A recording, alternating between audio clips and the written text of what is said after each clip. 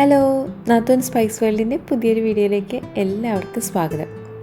വളരെ വ്യത്യസ്തമായിട്ടുള്ള കുറച്ച് വിഭവങ്ങളും അതേപോലെ തന്നെ നമ്മുടെ ഇലപൊഴിയും കാലത്തെ കുറച്ച് കാഴ്ചകളൊക്കെയാണ് നിങ്ങളായിട്ട് ഇന്ന് പങ്കുവയ്ക്കാനുള്ളത്.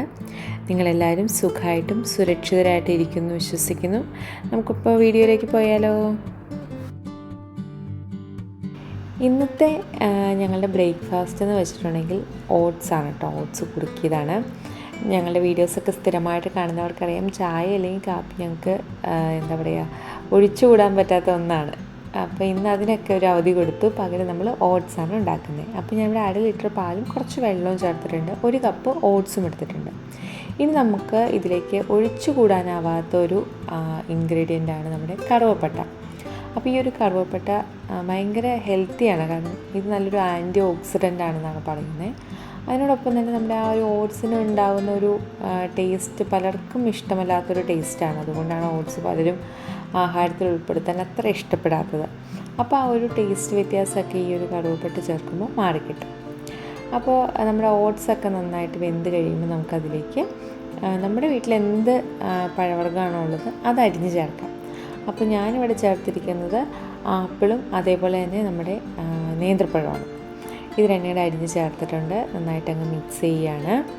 അപ്പോൾ ഞാനിവിടെ എടുത്തത് ഇൻസ്റ്റൻറ്റ് ഓട്സാണ്. ശരിക്കും അതിൽ നല്ലത് റോൾഡ് ഓട്സാണ് കേട്ടോ. അപ്പോൾ ഇതെല്ലാം കൂടി ചേർത്ത് നന്നായിട്ടങ്ങ് മിക്സ് ചെയ്യുക. ഈ പഴത്തിൻ്റെ ആപ്പിളിൻ്റെയൊക്കെ മധുരം മാത്രം മതി ഓട്സ് കഴിക്കാനായിട്ട്. പഞ്ചസാര തീരെ അങ്ങ് ഒഴിവാക്കുന്നതാണ്. ഒരു ഹെൽത്തി ആയിട്ടുള്ള ഓട്സാണ് കഴിക്കാൻ ആഗ്രഹിക്കുന്നത് എങ്കിൽ. അപ്പോൾ നമ്മുടെ ഓട്സൊക്കെ റെഡിയായി കഴിഞ്ഞു. ഞങ്ങളൊരു ബൗള് പോലത്തെ കോപ്പയിലേക്ക് മാറ്റി കഴിഞ്ഞു. ഇനി കുറച്ച് തേൻ ചേർക്കുകയാണ് കേട്ടോ. അപ്പോൾ അത് ഓപ്ഷണലാണ്, തികച്ചും ഓപ്ഷണലാണ്. അപ്പോൾ വളരെ കുറച്ച് മാത്രമേ തേൻ ചേർത്തിട്ടുള്ളൂ. ഇത് നല്ല എന്താ പറയുക, നമ്മുടെ വയറൊക്കെ ഇങ്ങനെ ഒരു കംപ്ലീറ്റ് മീൽ കഴിച്ച ഒരു ഫീലുണ്ട് നമുക്ക് ഈ ഓട്സ് കഴിച്ച് കഴിയുമ്പോൾ. അപ്പോൾ എല്ലാവരും ഞങ്ങളുടെ അടുത്ത് പറയാറുള്ളതാണ് ചായയും കാപ്പിയൊക്കെ ഒഴിവാക്കി കൂടെയെന്ന്. എന്നും ഒന്നും ഒഴിവാക്കിയില്ലെങ്കിലും വല്ലപ്പോഴും ഇതേപോലെയൊക്കെ ഓട്സ് കഴിക്കുമ്പോൾ ഒഴിവാക്കാറുണ്ട് കേട്ടോ. അങ്ങനെ രാവിലത്തെ ബ്രേക്ക്ഫാസ്റ്റ് അത്യാവശ്യം നന്നായിട്ട് തന്നെ കഴിച്ച് വയറൊക്കെ നിറച്ച് സെറ്റാക്കിയിട്ടുണ്ട്. അപ്പോൾ ഇന്നത്തെ ഊണിന് കുറച്ച് വ്യത്യസ്തമായിട്ടുള്ള വിഭവങ്ങളാണ്. ഇത് ഞാൻ നമ്മുടെ പരിപ്പ് ഒന്ന് വേവിക്കുകയാണ് കേട്ടോ. ഞാനിവിടെ എടുത്തിരിക്കുന്നത് നമ്മുടെ തുവരപ്പരിപ്പാണ്. അതിലേക്ക് കുറച്ച് വെള്ളവും അതേപോലെ തന്നെ മഞ്ഞൾപ്പൊടിയും ഉപ്പും ചേർത്തിട്ടുണ്ട്. എന്നിട്ട് വളരെ കുറച്ച് മാത്രമേ വെള്ളം ഒഴിക്കുന്നുള്ളൂ, കാരണം നമുക്ക് ഈ പരിപ്പ് ഒരുപാട് വെന്ത് കുഴഞ്ഞു പോകാൻ പാടില്ല. അപ്പോൾ പരിപ്പിന് നിരപ്പിന് വെള്ളം ഒഴിച്ചു. ഒരു ലോ ഫ്ലെയിമിലിട്ടിട്ട് 2 വിസിൽ മതി. അതിനുള്ളിൽ നമ്മുടെ പരിപ്പ് ആവശ്യത്തിന് വെന്ത് കിട്ടും. അപ്പോൾ പരിപ്പ് വെന്ത് വരുന്ന ഗ്യാപ്പിൽ ഞാൻ ഇവിടെ ഒരു മാങ്ങ ഇരിപ്പുണ്ടായിരുന്നു. അപ്പോൾ ആ മാങ്ങ അങ്ങ് അരിഞ്ഞേക്കാമെന്ന് കരുതി. അപ്പോൾ ഈ മാങ്ങ വെച്ചിട്ടുള്ള ഒരുപാട് റെസിപ്പീസ് നമ്മുടെ ചാനലിലൂടെ കാണിച്ചിട്ടുണ്ട്. ചക്കക്കുരു മാങ്ങ, ചെമ്മീനും മാങ്ങയായില്ലേ, അതേപോലെ തന്നെ അങ്കമാലി മാങ്ങാക്കറി എന്ന് വേണ്ട ഒരുപാട് വ്യത്യസ്തമായിട്ടുള്ള കറികൾ കാണിച്ചിട്ടുണ്ട്. ഇന്നും അതിലും വ്യത്യസ്തമായിട്ടുള്ളൊരു കറിയായിട്ടാണ് ഞാൻ വന്നിരിക്കുന്നത്. സാധാരണ മാങ്ങ കൊണ്ടുണ്ടാക്കുന്ന മിക്ക കറികളിലും തേങ്ങയോ തേങ്ങാപ്പാലോ അങ്ങനെ എന്തെങ്കിലുമൊക്കെ ഉണ്ടാവാറുണ്ട്. പക്ഷേ ഇന്നത്തെ നമ്മുടെ വിഭവത്തിൽ തേങ്ങ എന്ന് പറയുന്ന ഒരു സാധനമേ ഇല്ല. അതില്ലാതെ എങ്ങനെ നമുക്ക് മാങ്ങ വെച്ചൊരു കറി ഉണ്ടാക്കാമെന്നാണ് കേട്ടോ ഇന്ന് കാണാൻ പോകുന്നത്. അപ്പോൾ അതിനോടൊപ്പം തന്നെ നമ്മൾ വഴുതനങ്ങ ആണ് ആ പരിപ്പിൻ്റെ കൂടെ തോരനായിട്ട് ഉണ്ടാക്കാൻ വേണ്ടിയിട്ടാണ് പരിപ്പ് ആദ്യമേ വേവിച്ചത്. അപ്പോൾ ഈ വഴുതനങ്ങയുടെ കാര്യം ഇതിന് മുമ്പുള്ളൊരു വീഡിയോയിൽ ഞാൻ പറഞ്ഞിട്ടുണ്ടായിരുന്നു. ഇത് തായ് എഗ് പ്ലാന്റ് ആണ്, അതായത് തായ്ലൻഡുകാരുടെ വഴുതനങ്ങയാണ്. വളരെ കുഞ്ഞ് വഴുതനങ്ങയാണ്. നമ്മുടെ വഴുതനങ്ങയുടെ ഏകദേശം ഒരേപോലെ തന്നെ രുചി തന്നെയാണ് കേട്ടോ. അപ്പോൾ അത് ചെറുതായി നീളത്തിൽ അരിഞ്ഞു കഴിഞ്ഞു. അങ്ങനെ വഴുതനങ്ങ അരിഞ്ഞത് അവിടെ റെഡിയായി. സാധാരണ വഴുതനങ്ങ അരിയുമ്പോൾ നമ്മൾ മഞ്ഞൾപ്പൊടി ഇട്ട വെള്ളത്തിലേക്ക് ആണ് സാധാരണ ഇടുക, കാരണം ആ വഴുതനങ്ങ കറുത്തു പോകാതിരിക്കാൻ വേണ്ടിയിട്ട്. പക്ഷേ ഈ വഴുതന അങ്ങനെ പെട്ടെന്ന് കറുത്തു പോകുന്നതല്ലാത്തത് കൊണ്ട് ഞാനങ്ങനെ ചെയ്തിട്ടില്ല കേട്ടോ. അപ്പോൾ തോരനിലേക്ക് ആവശ്യമായിട്ടുള്ള ഒരു തേങ്ങ ഒതുക്കി ചേർക്കണമല്ലോ. അപ്പോൾ തേങ്ങയും കുറച്ച് ജീരകവും പച്ചമുളകും കൂടിയിട്ട് മിക്സിയിലിട്ട് ഒന്ന് പൾസ് ചെയ്തെടുക്കുന്നുണ്ട്. ഇതിനു മുമ്പ് നമ്മൾ ഈ വഴുതനങ്ങ കൊണ്ട് തീയൽ വെച്ചിട്ടുണ്ടായിരുന്നു. അടിപൊളി ടേസ്റ്റ് ആയിരുന്നു കേട്ടോ ആ തീയലിന്. നിങ്ങൾ കാണാത്തവരുണ്ടെങ്കിൽ ഒന്ന് പോയി കണ്ടു നോക്കുക. പിന്നെ എനിക്ക് വെച്ചാലും പൊതുവേ വഴുതനങ്ങ തോരനോട് അല്ലെങ്കിൽ മെഴുക്ക് വരട്ടിയോട് അത്ര പ്രിയമുള്ള ആൾക്കാരല്ല. പക്ഷേ ഇങ്ങനെ എന്താ പറയുക തോരനുണ്ടാക്കിയപ്പോൾ ഞങ്ങൾക്ക് രണ്ടുപേർക്കും ഇഷ്ടമായിട്ടോ. കാരണം വഴുതനങ്ങ ഇങ്ങനെ തോരനുണ്ടാക്കുമ്പോൾ കുഴഞ്ഞു പോകുന്നത് കൊണ്ടാണ് ഞങ്ങൾക്ക് രണ്ടാൾക്കും അത്ര ഇഷ്ടമല്ലാത്തത്. അപ്പോൾ ഈ പരിപ്പും അതേപോലെ തന്നെ തേങ്ങയൊക്കെ ഒതുക്കി ചേർത്ത് കഴിയുമ്പോൾ അത്രയും കുഴയാത്ത രീതിയിൽ ഞങ്ങൾക്ക് തോരനുണ്ടാക്കാൻ പറ്റിയത് കൊണ്ട് തന്നെ ഞങ്ങൾക്ക് രണ്ടാൾക്കും അത് ഇഷ്ടമായിട്ടോ. വഴുതനങ്ങ തോരൻ കുഴഞ്ഞു പോകുന്നത് കൊണ്ട് മാത്രം ഇഷ്ടമില്ലാത്ത ആരെങ്കിലും ഉണ്ടെങ്കിൽ നമുക്ക് ഇങ്ങനൊരു റെസിപ്പി ട്രൈ ചെയ്ത് നോക്കാം കേട്ടോ. അപ്പം ഞാനതിന് വേണ്ടി ഒരു പാൻ അടുപ്പത്ത് വെച്ചു. അതിലേക്ക് നമ്മുടെ കടുകും കറിവേപ്പിലയൊക്കെ ഇട്ടു. അതൊന്ന് പൊട്ടി വന്നപ്പോൾ അതിലേക്ക് സവാള അരിഞ്ഞ് ചേർത്തു. സവാള ഒന്ന് വാടി വരുന്നിടം വരെ നമുക്കൊന്ന് നന്നായിട്ടൊന്ന് ഇളക്കി യോജിപ്പിക്കാം. അപ്പോൾ നിങ്ങളുടെ കയ്യിൽ ചെറിയുള്ളി ഉണ്ടെങ്കിൽ അത് ചേർത്താൽ മതി കേട്ടോ, കൂടുതൽ ടേസ്റ്റാണ്. അപ്പോൾ എൻ്റെ കയ്യിൽ ചെറിയുള്ളി ഇരിപ്പുണ്ടായിരുന്നില്ല, അപ്പോൾ അതുകൊണ്ട് ഞാനൊരു ചെറിയൊരു സവാള എടുത്ത് ഇതേപോലെ ചെറിയ കഷ്ണങ്ങളായിട്ട് അരിഞ്ഞു എന്ന് മാത്രം. അപ്പോൾ ഇനി നമുക്ക് നമ്മുടെ ചട്ടി അടുപ്പത്ത് വയ്ക്കാം. അത് നമ്മുടെ മാങ്ങ കറിക്ക് വേണ്ടിയിട്ടാണ് കേട്ടോ ചട്ടി അടുപ്പത്ത് വെച്ചത്. അപ്പോൾ നാടൻ കറികളൊക്കെ ഉണ്ടാക്കുമ്പോൾ ഞാൻ സാധാരണ മൺചട്ടിയാണ് കേട്ടോ ഉപയോഗിക്കാറ്. അപ്പോൾ ചട്ടി ചൂടായി വന്നപ്പോൾ അതിലേക്ക് വെളിച്ചെണ്ണ ഒഴിച്ചു. വെളിച്ചെണ്ണയൊക്കെ നന്നായിട്ട് തണുത്ത് തുടങ്ങിയിരിക്കുകയാണ്, ഇവിടെ തണുപ്പ് തുടങ്ങിയെന്ന് അറിയാമല്ലോ. അപ്പോൾ വെളിച്ചെണ്ണ ചൂടായി വരുന്ന നേരം കൊണ്ട് നമുക്ക് നമ്മുടെ സവാളയൊക്കെ നന്നായിട്ടൊന്ന് ഇളക്കി യോജിപ്പിക്കാം. എന്നിട്ട് അതിലേക്ക് നമുക്ക് തേങ്ങ ചേർക്കാം. അപ്പോൾ ഈ ഒതുക്കി വെച്ചിരിക്കുന്ന തേങ്ങയും അതേപോലെ തന്നെ പരിപ്പും ഒക്കെ നമ്മൾ ആദ്യമേ ചേർക്കും. എന്നിട്ട് നന്നായിട്ടൊന്ന് ഇളക്കി യോജിപ്പിക്കും. അതിന് ശേഷമാണ് നമ്മൾ വഴുതനങ്ങ ചേർക്കത്തുള്ളൂ. അതിനുള്ള കാരണം എന്താണെന്ന് വെച്ചാൽ നമ്മൾ എത്രമാത്രം ഇളക്കുന്നോ അത്രമാത്രം നമ്മുടെ വഴുതനങ്ങ കുഴഞ്ഞു പോകും. അപ്പോൾ ആദ്യമേ ബാക്കി എല്ലാ ഇൻഗ്രീഡിയൻസും നന്നായിട്ടൊന്ന് ഇളക്കി യോജിപ്പിച്ച് മൂപ്പിച്ച് വെച്ചിട്ടുണ്ടെങ്കിൽ വഴുതനങ്ങ അത്ര കുറച്ച് മാത്രം ഇളക്കിയാൽ മതിയല്ലോ. അതുകൊണ്ടാണ് അങ്ങനെ ചെയ്തത് കേട്ടോ.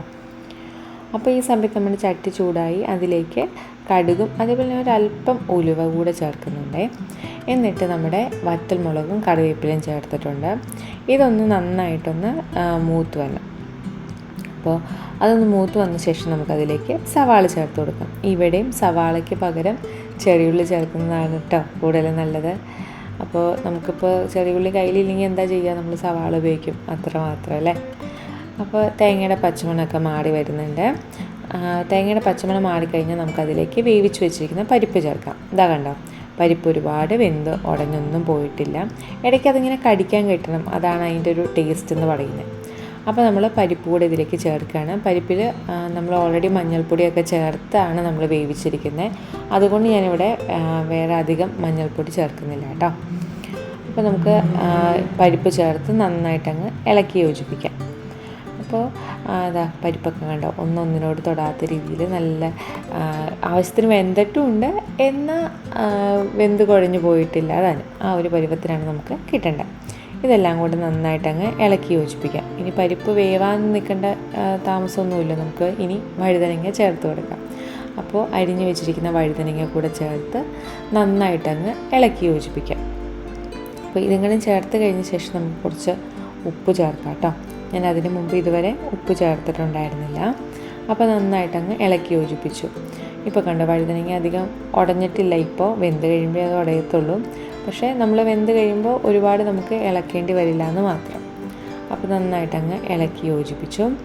ഇനി വഴുതനങ്ങയാണ്. വഴുതനങ്ങയിൽ നിന്ന് നന്നായിട്ട് വെള്ളം ഇറങ്ങും. നമ്മൾ പ്രത്യേകിച്ച് വെള്ളമൊന്നും ഒഴിച്ച് വേവിക്കേണ്ട കാര്യമില്ല. അപ്പോൾ മൂടി വെച്ച് വേവിക്കണമെന്ന് മാത്രം. അതും ലോ ഫ്ലെയിമിലിട്ടിട്ട് വേവിക്കണം. ഹൈ ഫ്ലെയിമിലിട്ട് മൂടി വയ്ക്കാതെ വേവിച്ച ഏത് പച്ചക്കറിയാണെങ്കിലും അതിൽ നിന്ന് വെള്ളം ഇറങ്ങാൻ ചാൻസ് ഇല്ല കേട്ടോ. അപ്പോൾ നമ്മുടെ ഉള്ളിയൊക്കെ അത്യാവശ്യം വഴണ്ടി വന്നു. ഇനി നമുക്കതിലേക്ക് മഞ്ഞൾപ്പൊടി ചേർക്കാം. നമ്മൾ ഈ ഒരു കറി ഉണ്ടാക്കുമ്പോൾ ഉള്ളി അങ്ങ് വഴണ്ട് വരേണ്ട കാര്യമൊന്നുമില്ല, നന്നായിട്ടൊന്ന് വാടി വന്നാൽ മാത്രം മതി. അപ്പോൾ നന്നായിട്ടൊന്ന് ഇളക്കി യോജിപ്പിച്ച് ആ മഞ്ഞൾപ്പൊടിയുടെ പച്ചമണമൊക്കെ മാറിയ ശേഷം നമുക്കതിലേക്ക് മുളക് പൊടി ചേർത്ത് കൊടുക്കാം. അപ്പോൾ ഞാനിവിടെ കാശ്മീരി ചില്ലിയാണ് കേട്ടോ ചേർക്കുന്നത്. 1 table spoon Kashmiri chilli powder ചേർക്കുന്നുണ്ട്. അപ്പോൾ അതേപോലെ തന്നെ 1 ടീസ്പൂൺ മല്ലിപ്പൊടിയും ചേർക്കുന്നുണ്ട്. ഇതെല്ലാം കൂടി ചേർത്തിട്ട് നമുക്ക് നന്നായിട്ടങ്ങ് ഇളക്കി യോജിപ്പിക്കണം. ഇനി ഈ പൊടികളുടെ പച്ചമണം മാറുന്നതിനും വരെ ലോ ഫ്ലെയിമിലിട്ടിട്ട് പൊടി ചൂടാക്കണം കേട്ടോ. കാരണം ഒന്നാമത് ചട്ടിയാണ്, ചട്ടിയുടെ ചൂട് അങ്ങനെ പെട്ടെന്ന് അങ്ങ് കുഴയത്തില്ല. അപ്പോൾ ഒന്ന് ശ്രദ്ധിക്കണം. അഥവാ ചട്ടിക്ക് ചൂട് കൂടുതലാണെങ്കിൽ നമ്മുടെ വേറൊരു അടുപ്പിലേക്ക് മാറ്റി വെച്ചിട്ട് ഇളക്കിയാലും മതി. അപ്പോൾ പൊടികളുടെ പച്ചമണമൊക്കെ മാറിയ ശേഷം നമുക്കിതിലേക്ക് അരിഞ്ഞു വെച്ചിരിക്കുന്ന മാങ്ങ കഷ്ണങ്ങൾ ചേർത്ത് കൊടുക്കാം. ഇനി മാങ്ങ കൂടെ ചേർത്ത് നന്നായിട്ടൊന്ന് ഇളക്കി യോജിപ്പിക്കാം. മാങ്ങയുടെ എല്ലാ ഭാഗത്തും ഈ പൊടികളെല്ലാം എത്തട്ടെ. നന്നായിട്ടൊന്ന് ഇളക്കി യോജിപ്പിച്ച് കഴിഞ്ഞിട്ട് നമുക്കിതിലേക്ക് വെള്ളം ഒഴിച്ചു കൊടുക്കണം. അപ്പോൾ വെള്ളം ഒഴിക്കുമ്പോൾ എപ്പോഴും ഞാൻ പറയാറുള്ളതാണ്, കറികളിൽ ചേർക്കുമ്പോൾ ചൂടുവെള്ളം തന്നെ ചേർത്ത് കൊടുക്കണം.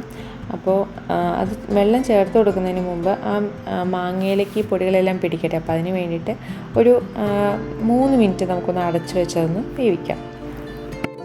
ആ ഒരു ഗ്യാപ്പിൽ നമുക്ക് വഴുതനങ്ങ ഒന്ന് ഇളക്കി കൊടുക്കാം, കാരണം വെള്ളം അടങ്ങിയിട്ടില്ല.